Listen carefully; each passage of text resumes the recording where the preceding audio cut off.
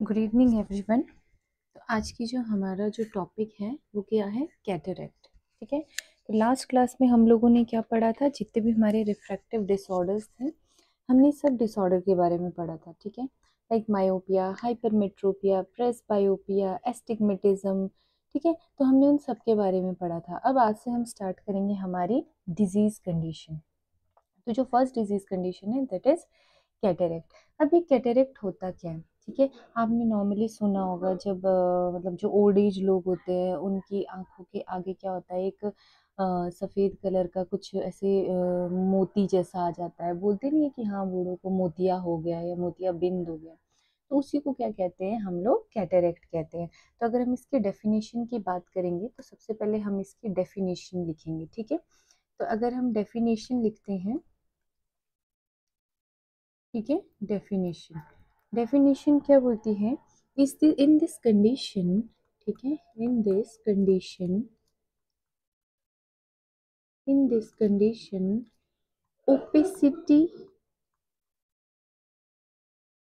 And pigmentation occurs on lens। ठीक है, occurs on lens। Clear? तो इसमें क्या होता है, नॉर्मली आपका जो लेंस होता है उसके ऊपर कोई ऐसे सफ़ेद कलर की ओपेसिटी आ जाती है, मतलब सफ़ेद कलर का निशान आ जाता है, या कोई पिगमेंटेशन आ जाती है, मतलब वहाँ सफ़ेद रंग हो जाता है। क्लियर हो गया? चलिए, अगर हम इसके कॉज की बात करें, अगर हम इसके कॉजेस की बात करें तो इसके क्या होते हैं? दो टाइप के कॉज होते हैं। ठीक है।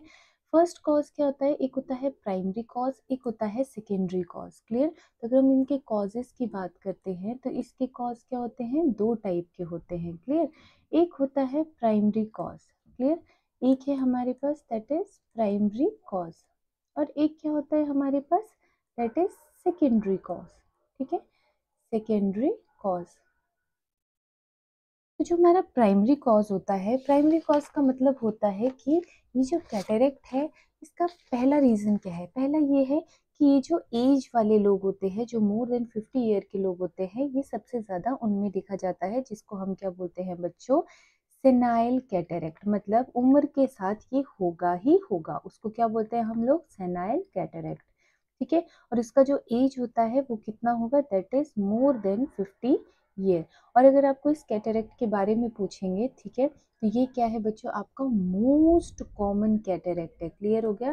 दिस इज मोस्ट कॉमन क्या है? ये कॉज है। और ये आपके पीआर यादव का क्वेश्चन भी है। ठीक है, ये इट इज़ वेरी इंपॉर्टेंट। और ये आपकी क्या है? पीआर यादव का क्वेश्चन है कि मोस्ट कॉमन कॉज क्या है आपके कैटेरेक्ट का? तो वो क्या है? दैट इज सेनाइल कैटेरेक्ट, मीन्स आपकी एज है। क्लियर? नेक्स्ट। और दूसरा क्या कॉज हो सकता है? दूसरा कॉज हो सकता है बच्चों ट्रॉमा। ठीक है, दूसरा कॉज क्या हो सकता है? Sorry, congenital. दूसरा क्या होगा आपका? कॉन्जेनाइटल। कॉन्जेनाइटल कैटेरेक्ट मतलब ये आपको क्या है? आपका जो फॉल्टी जीन होता है, फॉल्टी जीन भी इसमें कौन सा होगा? अगर आपसे स्पेसिफिकली कभी जीन का नाम पूछ लिया कि कौन सा जीन फॉल्टी हो जाता है, तो आपका होगा आपका कोनेक्सिन। कौन सा जीन है? That is connexin 50 gene. ठीक है। ये क्या है? आपका जो जीन है, जैसे हाइट के लिए अलग जीन रिस्पॉन्सिबल होता है ना, आई कलर के लिए अलग होता है, वैसे ही अगर आपका जो आई में डिफेक्ट होता है उसका एक जो जीन होता है दैट इज कोनेक्सिन जीन, अगर वो फॉल्टी हो जाए, ठीक है, उसमें डिफेक्ट आ जाए, फॉल्टी जीन बन जाए, तो क्या है? आपको कंजेनाइटल कैटेगरी, मतलब आपको बाय बर्थ ही ऐसा होगा। क्लियर हो गया? चलिए, नेक्स्ट अब हम देखते हैं सेकेंडरी कैटेरेक्ट के बारे में कि सेकेंडरी में कौन है। सेकेंडरी में मतलब कि किसी और डिजीज कंडीशन की वजह से आपको कैटेरेक्ट हो रहा है। फॉर एग्जांपल, आपको हाइपरटेंशन है, ठीक है, आपका ब्लड प्रेशर बहुत ज़्यादा रहता है, उसकी वजह से क्या होगा कि आपकी जो ब्लड वेसल्स होंगी वो डैमेज होने लग जाएगी। ठीक है, आपकी जितनी भी ब्लड वेसल्स होंगी वो क्या होगी? डैमेज होने लग जाएगी। क्लियर हो गया? और डैमेज भी कहाँ की होगी? आपके रेटिना की। उसकी वजह से क्या होगा? आपका जो लेंस होगा, आपके लेंस में ऑटोमेटिक क्या आ जाएगी? हार्डनेस। क्लियर? जैसे आपकी ब्लड वेसल्स डैमेज होगी रेटिना की, उसकी वजह से क्या होगा? आपका हाइपरटेंशन की वजह से जब स्ट्रेस पड़ता है तो हम बोलते नहीं, अरे आंखों की नसें भी ऐसे, नसें लाल हो गई, तो रेटिना में जो रेटिना क्या है आपका?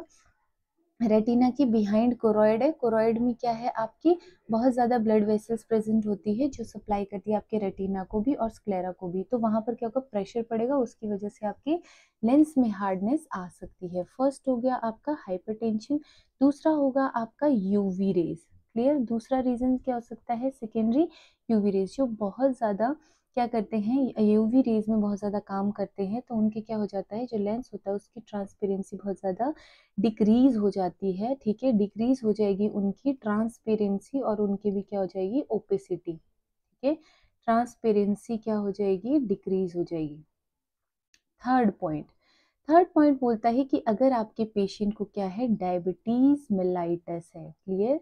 डायबिटीज मेलाइटस है। अब जिन लोगों को डायबिटीज होती है, ठीक है, तो डायबिटीज के बाद क्या होता है, आपके अगर कैटरेक्ट वाला पेशेंट है उसको डायबिटीज है, तो उसमें क्या होगा, जो ग्लूकोज होगा, ठीक है, जो ग्लूकोज होगा वो क्या होगा, आपका ग्लूकोज सॉर्बिटॉल की फॉर्म में। ठीक है, याद रखिए, आपका ग्लूकोज सॉर्बिटॉल की फॉर्म में आपकी क्या होगा, वो लेंस पर एक्यूमुलेट हो जाएगा। Glucose in sorbitol form accumulate on lens. ठीक है, एक्यूमुलेट ऑन लेंस। क्लियर। ये आपको याद रखना है क्योंकि ये क्वेश्चन पूछा जा चुका है कि जिन लोगों को, जो कैटेरेक्ट के पेशेंट है, अगर उनको डायबिटीज हो या डायबिटीज वाले पेशेंट को कैटेरेक्ट हो जाए, तो जो उनकी आंखों के ऊपर एक परत सी जम जाती है, वो किस फॉर्म में होती है। क्लियर। तो उसमें ऑप्शन दिए होंगे, ग्लूकोज, ग्लूकागॉन, सॉर्बिटॉल, तो उसका जो राइट आंसर होगा दैट इज सॉर्बिटॉल। क्लियर हो गया, दैट इज सॉर्बिटॉल।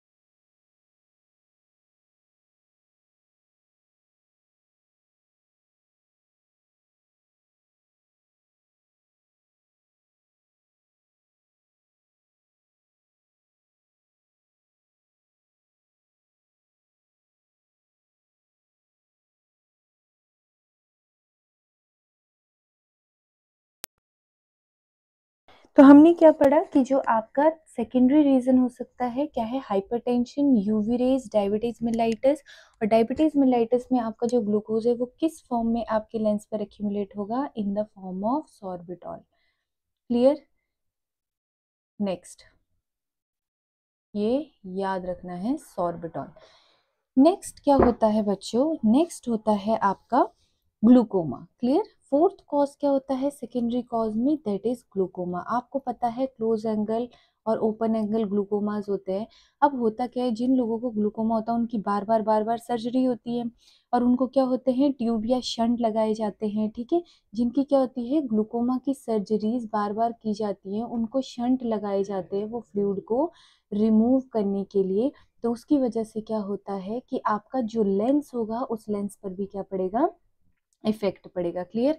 थर्ड क्या पॉइंट आता है, आपकी जो वेल्डर्स होते हैं या जो ब्राइट लाइट में बहुत ज़्यादा काम करते हैं, क्लियर, जो वेल्डर्स वगैरह होते हैं, है ना, तो उन लोगों को भी क्या होता है, ग्लूकोमा होने के चांसेस हो सकते हैं। क्लियर हो गया। तो आपको प्राइमरी एंड सेकेंडरी दोनों कॉजेज में समझ आ गया होगा। तो जिसमें बहुत ज़्यादा इंपॉर्टेंट है, जिसका क्वेश्चन भी पूछा गया है, दैट इज कि मोस्ट कॉमन कॉज ऑफ कैटेरेक्ट क्या है, दैट इज सेनाइल कैटेरेक्ट या मोर देन 50 ईयर। ये क्या है, आपका जो प्राइमरी है कॉज है वो सबसे ज्यादा देखने को मिलता है, मोस्ट कॉमन देखने को मिलता है। क्लियर।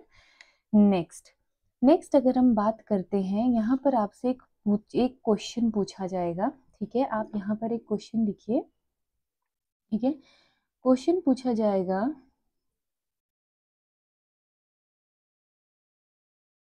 यहाँ पर एक क्वेश्चन लिखिए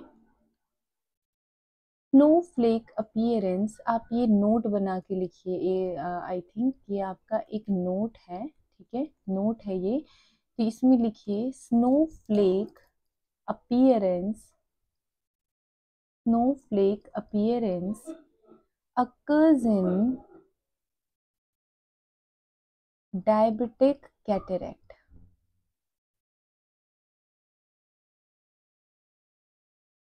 क्लियर। अब ये स्नोफ्लेक अपीयरेंस क्या है, ठीक है, नॉर्मली हमारा जो पेशेंट होता है बच्चों, उसकी जो आंख होती है वो कुछ इस तरीके की होगी, ठीक है, ऐसी होती है। अब ये जो डायबिटीज वाले पेशेंट होते हैं, जिनको डायबिटीज होती है, डायबिटिक जो कैटरेक्ट होगा, उसमें कैसा होता है, जो ये पेशेंट की आई होगी ये कुछ इस तरीके की होगी, और यहाँ पर क्या होगा, कुछ आपको इस तरीके की आई आपको दिखेगी, ठीक है, आपको कुछ इस तरीके की आई दिखेगी, ठीक है। मतलब स्नोफ्लेक का मतलब होता है, स्नोफ्लेक का मतलब होता है जैसे बर्फ के फाहे होते हैं ना, जब आपने स्नोफॉल देखा होगा ना, स्नोफॉल देखा होगा, तो जो एकदम फ्रेश स्नोफॉल होता है, उसकी जो बर्फ पड़ती है वो कुछ इस तरीके की पड़ती है, ऐसे से बर्फ के फाहे, ऐसे ऐसे से बर्फ उड़ती है, ठीक है, अगर किसी ने देखी होगी ना, तो वो इस तरीके की कुछ पड़ती है। तो जो ये डायबिटीज वाले पेशेंट होते हैं, उनकी आंखों में जो ये ग्लूकोज एक्यूमुलेट होता है सॉर्बिटॉल की फॉर्म में, तो उस अपीयरेंस का नाम क्या है, उस अपीयरेंस को बोलते हैं स्नोफ्लेक अपीयरेंस। क्वेश्चन ये आता है कि किस फॉर्म में एक्यूमुलेट होता है, और जो वो अक्यूमुलेट हो गया है वो कैसी अपीयरेंस देता है, क्वेश्चन ये आता है कि वो कैसी अपीयरेंस देता है, तो वो कैसी अपीयरेंस देता है, स्नोफ्लेक अपीयरेंस, ठीक है, स्नो स्टॉर्म भी दिया होगा आपको, ठीक है, बहुत सारे ऑप्शन दिए होंगे, और ये जो क्वेश्चन है ये है आपके टारगेट हाई का, ये टारगेट हाई का क्वेश्चन है, होप्स आपको समझ आ गया होगा। तो चलिए अब हम नेक्स्ट चलते हैं।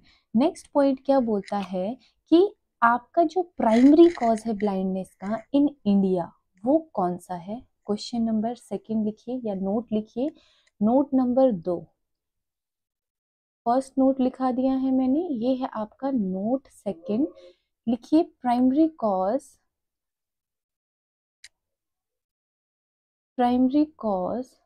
Of blindness in India, primary cause of blindness in India, ठीक है, बताइए इंडिया में प्राइमरी कॉज क्या है ब्लाइंडनेस का, तो प्राइमरी कॉज क्या है बच्चों इंडिया में, वो है हमारा कैटरेक्ट, ठीक है, प्राइमरी कॉज क्या है हमारा कैटरेक्ट, और कैटरेक्ट भी कितना परसेंट है,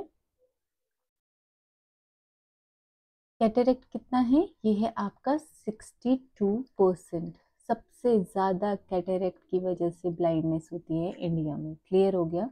अगर आपसे सेकेंडरी कॉज पूछा जाएगा कि what is the secondary cause of blindness in India, ठीक है, तो अगर आपको कोई बोले कि what is the secondary cause of blindness in India, secondary cause of blindness in India, तो सेकेंडरी कॉज क्या होगा, ब्लाइंडनेस इन इंडिया की बात करें बच्चों हम, ठीक है, तो इंडिया में सेकेंडरी कॉज ऑफ ब्लाइंडनेस क्या होता है, that is glaucoma, answer is आपका होगा ग्लूकोमा, एंड ग्लूकोमा कितना परसेंट है, that is 20%, clear. Next, next लिखिए आप लोग, नेक्स्ट पॉइंट क्या है कि ये जो कैटरेक्ट होता है ये मोस्ट कॉमनली किस में देखने को मिलता है, फीमेल में as compare to males, most common, most common, commonly seen in females as compared to male, ये भी पूछा जा सकता है as compared to male, कि ज्यादा किस में देखने को मिलता है, ठीक है, तो ज्यादातर आपका जो कैटरेक्ट होगा वो किस में देखने को मिलेगा, आपकी फीमेल में देखने को मिलेगा एज कंपेयर टू मेल के, क्लियर। नेक्स्ट लिखते हैं अब हम इसके टाइप्स, ठीक है, टाइप्स के बारे में काफी बार पूछा गया है कि टाइप्स ऑफ कैटरेक्ट बताइए, ठीक है, तो इसके क्या है बच्चों, 3 टाइप्स आते हैं, क्लियर, कितने टाइप का है ये, 3 टाइप्स का है, ठीक है, 3 टाइप्स का है। तो फर्स्ट जो आपका टाइप होगा, फर्स्ट,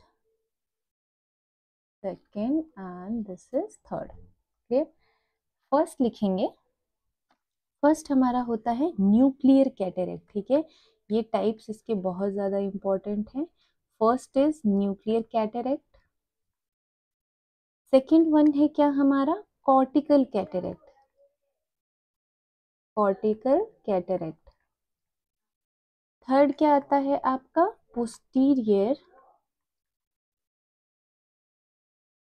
सब कैप्सुलर, ठीक है, पोस्टीरियर कैटेरेक्ट भी बोल सकते हैं या पोस्टीरियर कैप्सुलर भी, सब कैप्सुलर भी आप क्या इसको बोल सकते हैं, पोस्टीरियर सब कैप्सुलर। अब इसका मतलब क्या है, इसका मतलब क्या होता है बच्चों, आपकी जो टारगेट हाई की बुक है, टारगेट हाई की बुक में आपके कुछ इस टाइप के डायग्राम दिए। फर्स्ट न्यूक्लियर कैटेरेक्ट का मतलब होता है कि जो आपके पास पेशेंट आएगा, ठीक है, और उसकी जब आप आई चेक करोगे तो आप एकदम से बता सकते हो इसको कौन सा कैटेरेक्ट है। क्लियर हो गया, आप उसको बता सकते हो कि इसको कौन सा कैटेरेक्ट है। अगर उस पेशेंट के ये बीच वाला एरिया कुछ इस तरीके से सफ़ेद होगा तो आप उसको क्या बोलोगे, इसको कौन सा कैटेरेक्ट है, दैट इज न्यूक्लियर। मीन्स आप इसमें क्या लिखेंगे, ओपेसिटी सीन इन, इसमें क्या होता है opacity at centre of lens. Clear, opacity कहाँ दिख रही है इसमें, सेंटर ऑफ लेंस में दिख रही है, तो ये कौन सा है आपका न्यूक्लियर कैटेरेक्ट। क्लियर, नेक्स्ट नेक्स्ट देखते हैं अब हम लोग, नेक्स्ट है आपका कॉर्टिकल कैटेरेक्ट। कॉर्टिकल कैटेरेक्ट याद रखने के लिए मैं आपको ट्रिक बाद में बता दूंगी। कॉर्टिकल कैटेरेक्ट का मतलब है दूसरा डायग्राम आपको कैसा दिखेगा, आपकी बुक्स में कुछ इस तरीके का डायग्राम दिखेगा, ठीक है, कुछ इस तरीके का डायग्राम दिखेगा। क्लियर, उसको बोलते हैं कॉर्टिकल कैटेरेक्ट। मतलब इसमें जो ओपेसिटी वो कहाँ होगी, पेरिफ्री में। तो अगर हम लिखेंगे तो opacity present on peripheral part, lens के पेरिफेरल पार्ट में, ठीक है। थर्ड आपका आ गया पोस्टीरियर सब कैप्सुलर, इसको समझना बहुत ज़रूरी है, इसका मतलब क्या है। नॉर्मली अगर आपको पता होगा कि जो हमारा लेंस होता है बच्चों, वो डायरेक्ट ऐसा खुला नहीं रखा गया होता है, लेंस को आपके बहुत ही नज़ाकत से रखा जाता है, वो बहुत सॉफ्ट होता है, तो उसको हमें कैप्सूल के अंदर रखते हैं। क्लियर, आपका जो लेंस होता है वो किसके अंदर होता है, कैप्सूल के अंदर। क्लियर, ये आपका कैप्सूल होता है और कैप्सूल के अंदर आपका प्रेजेंट होता है क्या, दिस इज लेंस। ये पूरा है पोस्टीरियर सब कैप्सुलर कैटेरेक्ट। मतलब आपका जो कैप्सूल होगा उसका जो लेंस का जो पोस्टीरियर पार्ट है वहां पर होगा। क्लियर, तो मतलब ये कैप्सूल है, अगर आप अपने लेंस को इस तरीके से इमेजिन भी कर रहे हो, पीछे माने ऐसे पीछे समझ लेना कि पिछली तरफ है। क्लियर, तो सब पोस्टीरियर साइड मतलब ये बैक साइड मान के चलते कि ये उस पेशेंट की क्या है, बैक साइड है। क्लियर, ये उस पेशेंट की क्या है, हम इसको बैक साइड मान के चलते हैं। अब हम देखेंगे कि उसको किस तरफ कैटेरेक्ट है। तो ये जो पोस्टीरियर वाली साइड होगी लेंस की, पीछे वाली जो साइड होगी, या आप ऐसे माने तो ये जो पीछे वाली कैप्सूल की साइड की जो लेंस है सिर्फ यहीं पर उसका होगा। बट अगर आप बुक में पिक्चर देखोगे तो वो भी आपको क्या होगी, सेंटर में ही नजर आएगी। क्लियर, बुक में भी आपको ऐसे सेंटर में नजर आएगा।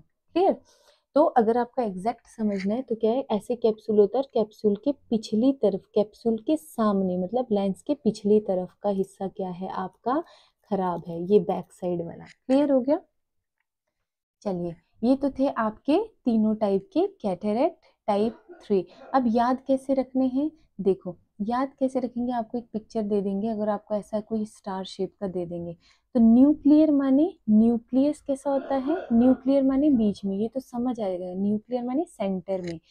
कॉर्टिकल नाम से पता चल रहा है, कॉर्टिकल माने कोने कोने में, ठीक है, कॉर्टिकल माने कि कोने में, कोर्टिकल कोने में, ठीक है, कोने कोने में होगा तो मतलब जो ओपेसिटी होगी वो कहाँ होगी, पेरिफेरल में, कोनों में होगी, लेंस के बीच में नहीं होगी, और यहाँ कहाँ है, लेंस के बीच में है। और जो तीसरा है वो पोस्टीरियर सब कैप्सुलर, मतलब जो कैप्सूल है उसके क्या है, सब माने सामने है, ठीक है, पोस्टीरियर सब कैप्सुलर है। तो इसकी अगर आप डेफिनेशन लिखेंगे तो आपको क्या लिखना है, इसमें लिखोगे आप वेट, इसमें अगर आप लिखना चाहेंगे तो आपको लिखना पड़ेगा क्या है, opacity present on in front of posterior capsule. ठीक है, तो क्या लिखेंगे, opacity present on in front of front of in front of posterior capsule, posterior capsule। Clear, चलिए टाइप्स क्लियर हो गए। अब हम देखेंगे इसके साइन एंड सिम्टम कि जिनको कैटरैक्ट होता है वो लोग कैसे साइन एंड सिम्टम शो करते हैं। क्लियर, साइन एंड सिम्टम के बारे में देखेंगे अब हम, साइन एंड सिम्टम्स। तो आपने अक्सर देखा होगा जब दादी लोगों को आपने कैटरैक्ट देखा, बोलते मेरे को मोतिया हो गया, तो वो क्या बोलते हैं, सबसे पहली जो उनकी कंप्लेन होती है वो होती है बच्चों ब्लर विजन की। क्लियर, फर्स्ट कंप्लेन क्या होगी हमेशा उनकी, blur vision. Obviously blur vision, अब आपकी आंख है, आंख में आपका ये यहाँ पर बढ़िया सा साफ लेंस था, अब उसके आगे ऐसा वाइट कलर का कुछ निशान पड़ गया है, तो क्या आपको इजीली दिखेगा, नहीं दिखेगा। तो फिर आप क्या बोलोगे कि मुझे कैसा दिख रहा है, अब मुझे ब्लर दिख रहा है। क्लियर, तो उनका भी फर्स्ट क्या आता है, ब्लर। नेक्स्ट क्या आता है, नेक्स्ट कंप्लेंट होती है उनकी डिप्लोपिया की, उनको डबल डबल दिख रहा है। ठीक है, नेक्स्ट कंप्लेंट होगी उनकी डिप्लोपिया की।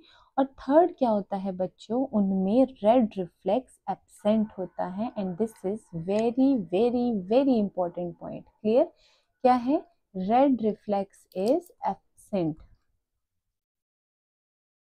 अब आप मुझे बताएंगे कि ये रेड रिफ्लेक्स होता क्या है। ठीक है, आप तो कमेंट्स में बताएंगे, अभी मैं बता देती हूँ। ये आपकी आई है, ठीक है, ये आपका लेंस है। अब आपने अक्सर देखा होगा जब आप लोग रात को फोटो खिंचवाते हो ना, ठीक है, जब आप रात को फोटो खिंचवाते हो तो फिर जब आप उन फोटोज को देखते हो तो आपको अपनी आंख लाल दिखती है, ऐसे कुछ मोती चमकता है। ठीक है, तो उसको क्या बोलते हैं हम लोग, इसको बोलते हैं हम रेड रिफ्लेक्स बोलते हैं। मतलब आप जब क्या करते हो, फोटो खींचते हो, तो यहाँ पर क्या होता है, ये लेंस है, ये रेटिना है, यहाँ से आपकी फ्लैश लाइट पड़ती है। कैमरा जब फोटो खींचता है, यहाँ से जब फ्लैश लाइट पड़ती है तो रेटिना के पास आपकी जो नेक्स्ट लेयर होती है दैट इज कोरोइड।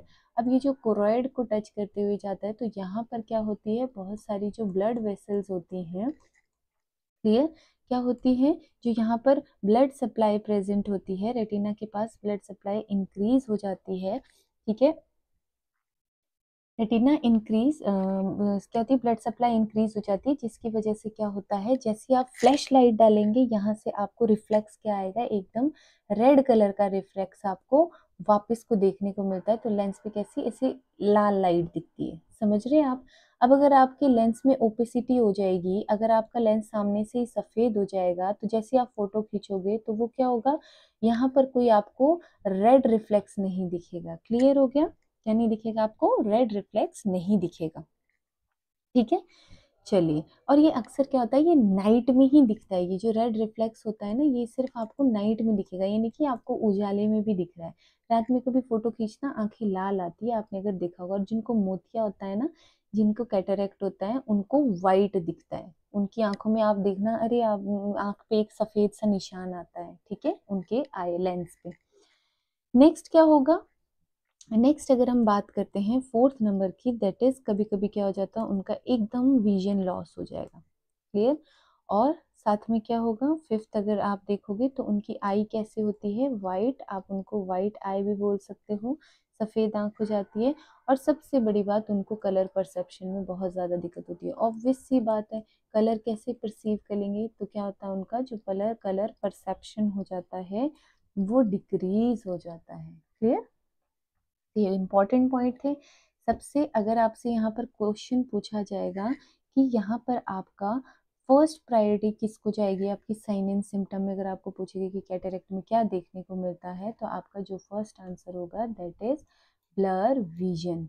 ये हमारी क्या है, फर्स्ट प्रायोरिटी है। क्लियर, फर्स्ट प्रायोरिटी, बाकी सब बाद में। ठीक है, बाकी सब बाद में। और ये आपकी PR यादव का क्वेश्चन है, फर्स्ट क्या है, ब्लर विजन। चलिए, अब हम नेक्स्ट चलते हैं हमारे डायग्नोस्टिक इवेल्युएशन की तरफ। ठीक है, डायग्नोस्टिक इवेल्युएशन की तरफ। अगर हम डायग्नोस्टिक इवेल्युएशन की बात करें कि यहाँ पर कैटेरेक्ट हो गया है तो डायग्नोस कैसे करेंगे, ऑब्वियस सी बात है स्लिट लैंप एग्जामिनेशन, ठीक है। बाकी करके तो कुछ फायदा है नहीं, हमको स्लिट लैंप में बिठाना पड़ेगा, हम उनका फंडस देखेंगे, लेंस चेक करेंगे कितना ब्लर है ना। Slit lamp examination, slit lamp examination पता है ना, चिन रख के आपके आईज को एकदम पास से वो लोग डॉक्टर्स लोग चेक करते हैं, माइक्रोस्कोप लगा हुआ होता है उसमें, उसके थ्रू आपकी पूरी अंदर आईज, पूरे फंडस, पूरी ब्लड वेसल्स, हर चीज को चेक किया जाता है आपकी डीपली। क्लियर। चलिए नेक्स्ट, अब हम देखते हैं इसमें ट्रीटमेंट, और ट्रीटमेंट में देखेंगे हम लोग सर्जिकल मैनेजमेंट के बारे में, ठीक है। सर्जिकल मैनेजमेंट, क्योंकि इसमें मेडिकल मैनेजमेंट का तो कोई फायदा ही नहीं है, करना क्या है, ना पेन है ना कुछ है, तो इसमें सीधा सर्जरी ही होती है। Surgical management is very very very important. तो जो फर्स्ट सर्जिकल मैनेजमेंट होगी दैट इज ICCE। फर्स्ट क्या है, ICCE, जिसकी फुल फॉर्म है इंट्रा कैप्सुलर कैटरैक्ट एक्सेट्रेशन। क्या है, intra capsular, intra capsular, intracapsular cataract, cataract extraction, extraction, ठीक, यहाँ नहीं, मैं यहाँ लिखती हूँ एक्सट्रैक्शन। क्लियर। ये है फर्स्ट सर्जरी। अब पहले मैं आपको फर्स्ट सर्जरी के बारे में समझा दूंगी पहले थोड़ा सा, ठीक है, फिर हम नेक्स्ट सर्जरी के बारे में पढ़ें। अब ये ICCE है क्या है, ICCE में हम लोग क्या करेंगे बच्चों, इसमें हम लोगों ने क्या करना है, आपको इसके नाम से ही याद रखना है, इंट्रा कैप्सूलर। सिर्फ आपको क्या करना है, कैप्सूल की सर्जरी के अंदर जो भी है, ठीक है, कैप्सूल के अंदर जो भी है, आपके कैप्सूल के अंदर क्या है, मैंने आपसे पहले कहा था कि हमारा जो लेंस होता है वो किसके अंदर है, एक कैप्सूल के अंदर है। ये एक कैप्सूल है, और कैप्सूल के अंदर क्या है आपका बच्चों, ये आपका लेंस है। क्लियर। अब ये बोल रहा है कि इंट्रा कैप्सुलर कैटरैक्ट एक्सेट्रेशन, कि आपको इसमें क्या करना है, आपको लेंस भी रिमूव करना है और साथ में कैप्सूल भी रिमूव करना है, ठीक है। इसमें हम क्या लिखेंगे, ये क्या है आपका कैप्सूल, और ये क्या है आपका लेंस, ठीक है। अब इसमें हम लिखेंगे इन this surgery lens removed along with, lens removed along with capsule, ठीक है। या आप इसको ऐसे लिख सकते हो, लेंस प्लस कैप्सूल दोनों को निकालना है। क्लियर हो गया, लेंस प्लस कैप्सूल दोनों को निकाल दिया, ठीक है। ये था इंट्रा कैप्सुलर, नाम से पता चल रहा है इंट्रा कैप्सुलर। एक आता है ECCE, नेक्स्ट क्या आता है आपका, ये था इंट्रा कैप्सुलर, एक आता है ECCE, इसका मतलब होता है extra capsular, extra capsular cataract extraction, extraction.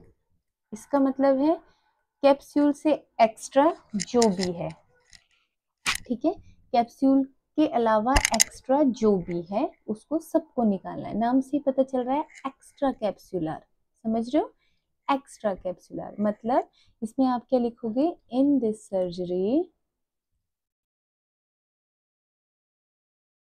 Lens is removed, lens removed except capsule, ठीक है। इसमें क्या है, कैप्सूल को नहीं निकालना है, निकालना किसको है, सिर्फ और सिर्फ लेंस को। तो अगर आप यहाँ एक वर्ड में लिखा जाएंगे तो इसमें क्या लिखेंगे, only lens. Clear, only lens remove करना है, ठीक है। और जो ये कैप्सूल आपने बचा रखा है, इसमें इसमें क्या करना है, लेंस आपने रिमूव किया, देन आप क्या करोगे, insert new lens in capsule, ठीक है। अब आपका जो कैप्सूल बचा हुआ था उसके अंदर दूसरा लेंस इंसर्ट कर दीजिए।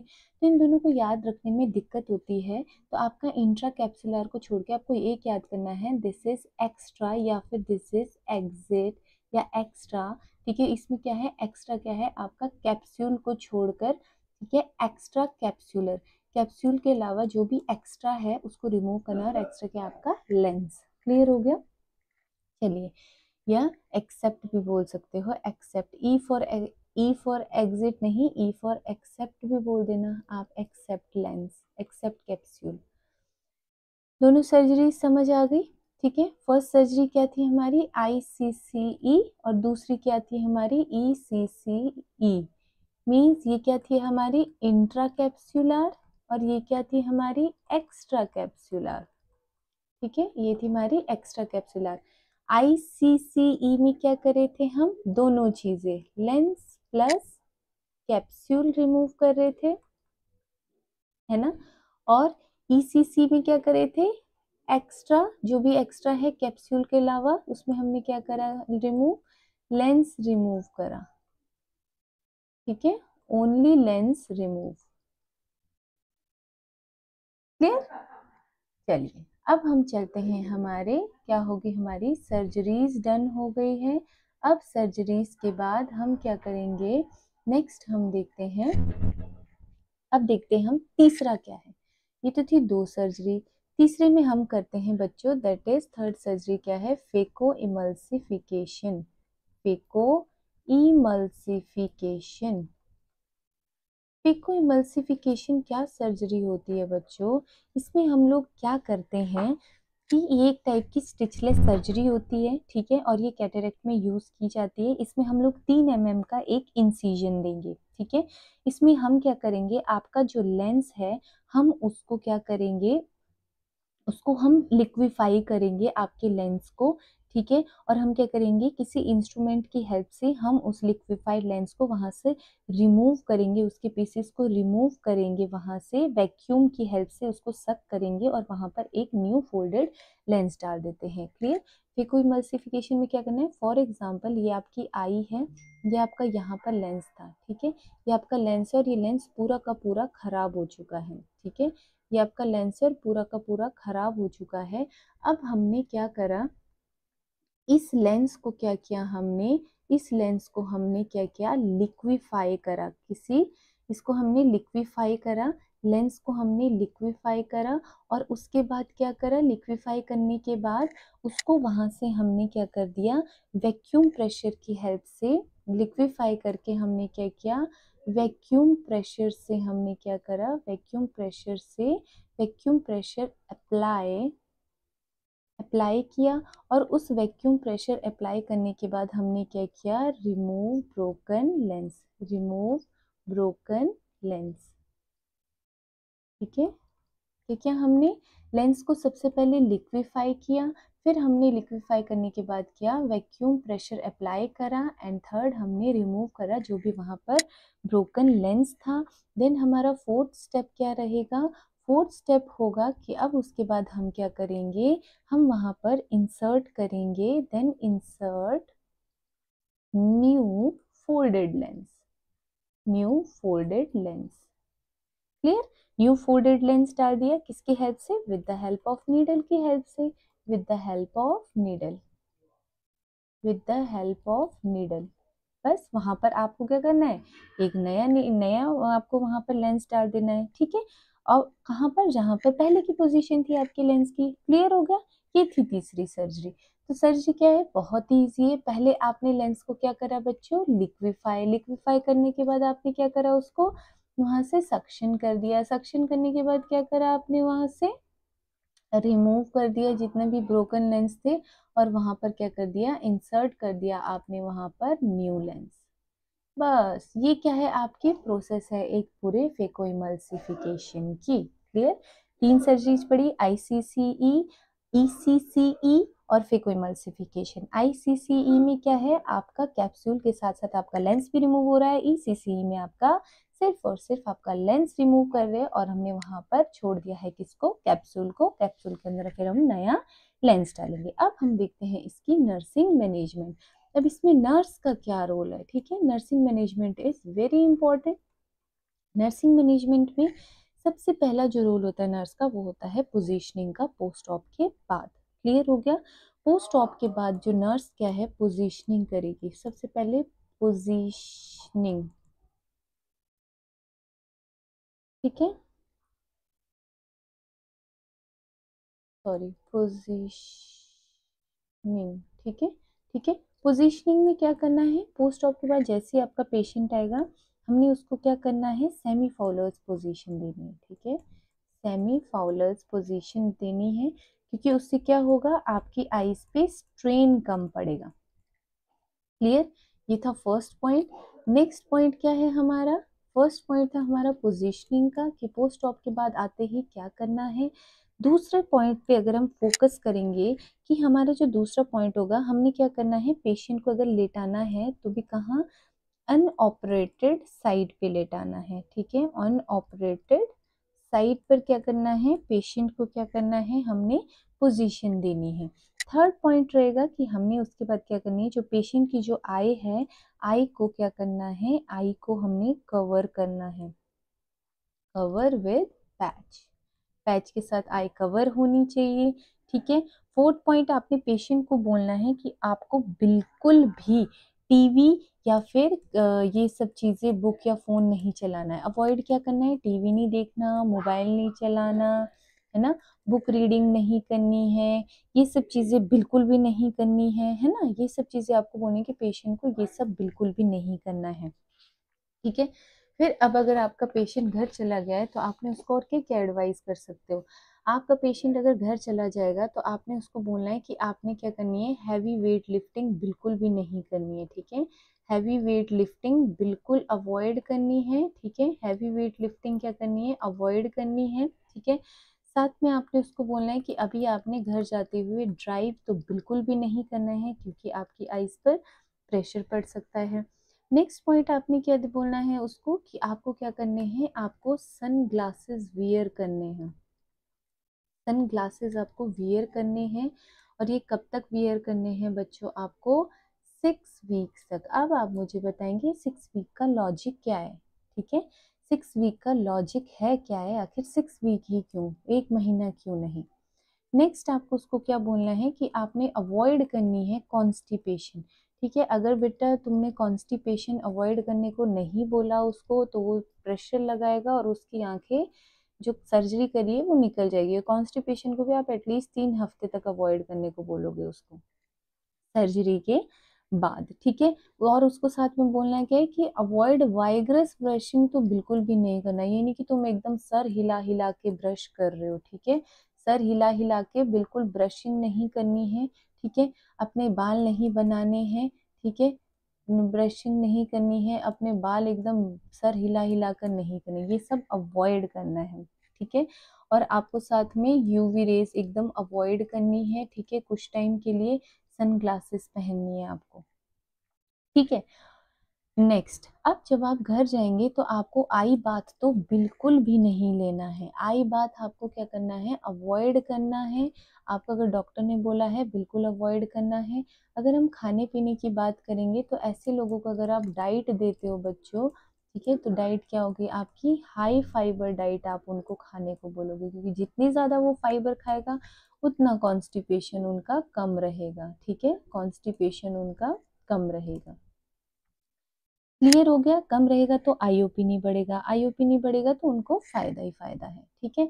अब मैं आपको 6 वीक का लॉजिक बता दी। अब इनमें से जो आपको सबसे ज्यादा इंपॉर्टेंट है, जो याद रखनी है नर्सिंग वाले मैनेजमेंट में, वो है एक आपकी पोजीशन बहुत ज्यादा इंपॉर्टेंट है, ठीक है, आपकी position it is very important, कौन सी पोजीशन पे रहेगा। दूसरा क्या बोलना है, कि अनऑपरेटेड साइड पे, दिस इज ऑल्सो इम्पोर्टेंट, ठीक है। और आपको सबसे ज़्यादा इम्पोर्टेंट है कि ये 6 वीक वाला लॉजिक क्या है। 6 वीक का लॉजिक क्या है, कि जो आपकी आई मसल्स होती है, जो आपकी आई मसल्स हैं, उनको eye muscles heal in 6 week. आपकी जो आई मसल है, उनको हील होने का जो टाइम लगता है, दैट इज 6 वीक्स। इसीलिए आपको क्या है, सन ग्लासेस पहनने हैं, आपको हैवी स्ट्रेन नहीं देना है, आंखों पे प्रेशर नहीं देना है, तो ज़्यादा से ज़्यादातर कितना आपके 6 हफ्ते तक ऐसा कुछ भी नहीं करना है। क्लियर हो गया। और अगर आपको बोलेंगे कि आई बात नहीं करना, तो आई बात आप 1 हफ्ते तक मत करो, उसके बाद डॉक्टर आपको बता देंगे कि आई बात देना है या नहीं देना है। अब यहाँ पर जो मेन पॉइंट आता है बच्चों, कैटरेक्ट में जो सबसे ज़्यादा इम्पोर्टेंट है वो है आपकी कॉम्प्लिकेशंस। ठीक है, आपकी जो कॉम्प्लिकेशंस है उससे आपको पेशेंट को प्रिवेंट करना है। तो क्या क्या कॉम्प्लिकेशन आ सकती है, और ऐसी कॉम्प्लिकेशन है after surgery, complication after surgery with sign and symptom. After surgery with sign and symptom, patient have to inform the doctor. Patient have to immediately inform the doctor.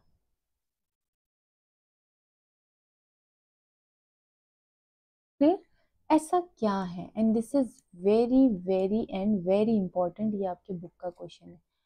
First, अगर आपका patient को RSVP देखने को मिलता है तो आपको तुरंत डॉक्टर को इन्फॉर्म करना है, चाहे वो हॉस्पिटल में है चाहे वो घर पे है। R फॉर रेडनेस, आपकी कैटरेक्ट की सर्जरी हुई है, आंख में रेडनेस होने का कोई सवाल ही नहीं होता है, रेडनेस है तो आपको इमीडिएटली डॉक्टर को इन्फॉर्म करना है। Next, swelling. We for vision loss, भाई अब भी सर्जरी करी है, अगर तुम्हारा विजन लॉस हो गया है, ठीक है, धुंधला दिखना है इस अलग बात, लॉस हो जाना है इस अलग बात। अगर आपका पेशेंट बोलता है कि डॉक्टर ने जब से पट्टी निकाली है मुझे कुछ नहीं दिखाई दे रहा, तो वो बहुत ही एक कॉम्प्लिकेशन है भाई, बहुत जरूरी है डॉक्टर को इन्फॉर्म करना। ठीक है, पेन, पेन तो बिल्कुल भी नहीं होना चाहिए, पेन होने का तो सवाल ही नहीं है, और पेन भी कौन सी, आई पेन। अगर उसको आंखों में दर्द होता है तो आपको इमीडिएटली डॉक्टर को इन्फॉर्म करना है, एंड ये आपके पॉइंट बहुत बहुत बहुत इंपॉर्टेंट है, प्लीज आप इसको याद रखिए और अपने माइंड में रखिए। क्लियर हो गया। अब यहाँ पर मैं आपको एक क्वेश्चन पूछती हूँ, तो क्वेश्चन है मेरा, complication related to cataract surgery is, क्या हो सकती है कॉम्प्लिकेशन। ठीक है, कॉम्प्लिकेशंस रिलेटेड टू, अगर आपको ऐसा क्वेश्चन आ जाता है और उसमें बहुत सारे दिए होते हैं, ठीक है, रिलेटेड टू कैटरेक्ट सर्जरी,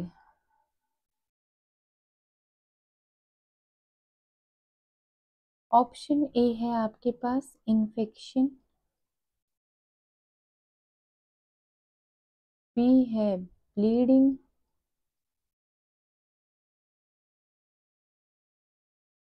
सी है, ये क्वेश्चन है और ये इसके आंसर है बच्चों, सॉरी, ये इसके आंसर है कि क्या क्या कॉम्प्लिकेशन हो सकती है सर्जरी के बाद। इन्फेक्शन हो सकती है, ब्लीडिंग हो सकती है, और साथ में थर्ड क्या हो सकता है आपको, सेकेंडरी इन्फेक्शन भी हो सकता है। क्लियर, सेकेंडरी इन्फेक्शन भी हो सकता है। ठीक है, ये इसकी 3 कॉम्प्लिकेशन है जो कैटरेक्ट सर्जरी के बाद हो सकती है। क्लियर हो गया। तो that's all about my cataract topic. Hope so आप लोगों को समझ आया होगा। प्लीज अगर आपको समझ ना आया हो आप मुझे कमेंट कर सकते हो। तो जो कल का हमारा टॉपिक होगा वो होगा हमारा ग्लूकोमा के ऊपर। Clear. So thank you so much for today's class.